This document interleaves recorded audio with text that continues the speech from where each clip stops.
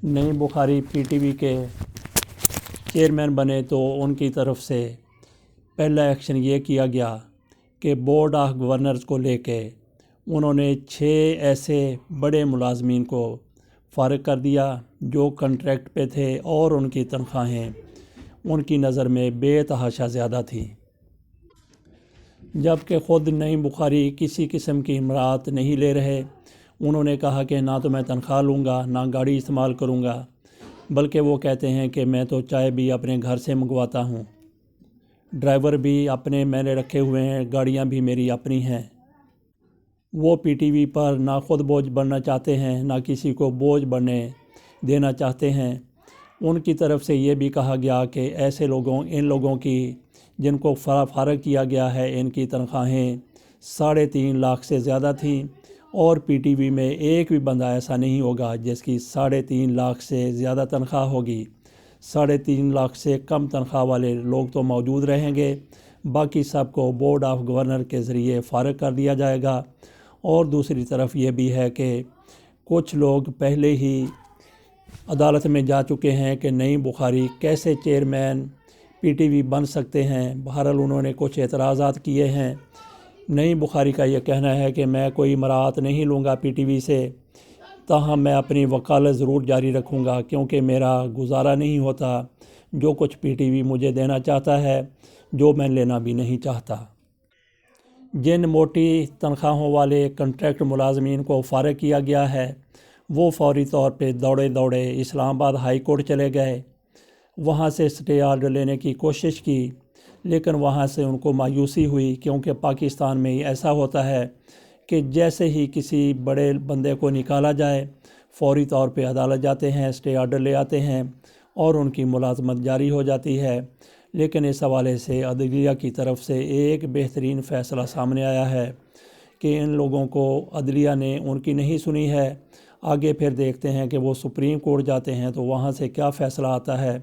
बहरहाल ख़ुद नईम बुखारी के बारे में भी अभी अदालत ने फ़ैसला करना है कि वे ये कंटिन्यू भी रखते हैं या नहीं रखते, क्योंकि इनके ख़िलाफ़ भी एक महाज खड़ा हो गया है, इनकी मुखालफत की जा रही है। इनका केस लेके लोग सुप्रीम कोर्ट में इस्लामाबाद हाई कोर्ट में फिर जा चुके हैं।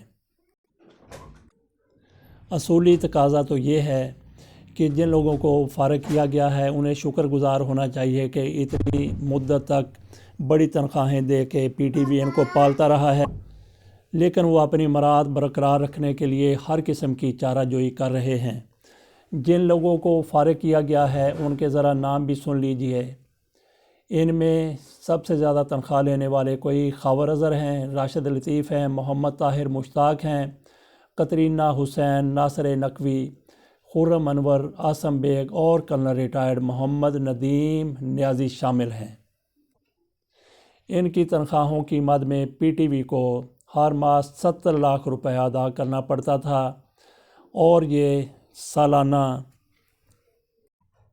8 करोड़ 40 लाख में ये सफ़ेद हाथी पड़ते थे PTV को, जबकि PTV ख़ुद 10 अरब रुपए के खसारे में जा रहा था। नईम बुखारी PTV में इस्लाह करना चाहते हैं, मुलाजमीन को तरक्की देने का इरादा रखते हैं। इस खसारे में जाने वाले चैनल को जिससे सारे चैनल निकले हैं यहीं से लोग महारत हासिल करके गए हैं, वो इसके मुलाजमीन को खुशहाल बनाना चाहते हैं।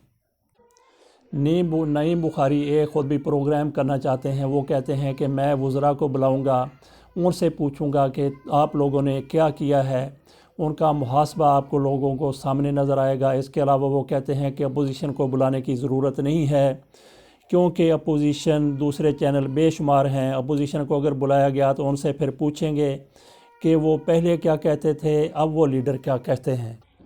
वो PTV का बेहतरीन दौर वापस लाने की बात करते हैं। जिस किस्म के पहले ड्रामे होते थे वही चलाना चाहते हैं। वो कहते हैं कि अर्तुगरुल वो ड्रामा PTV ने दिखाया तो उसको 40 करोड़ रुपए के इश्तिहारात मिले। ऐसे ड्रामे हम ख़ुद क्यों नहीं बना सकते जिसकी पूरी सलाहियत रखते हैं।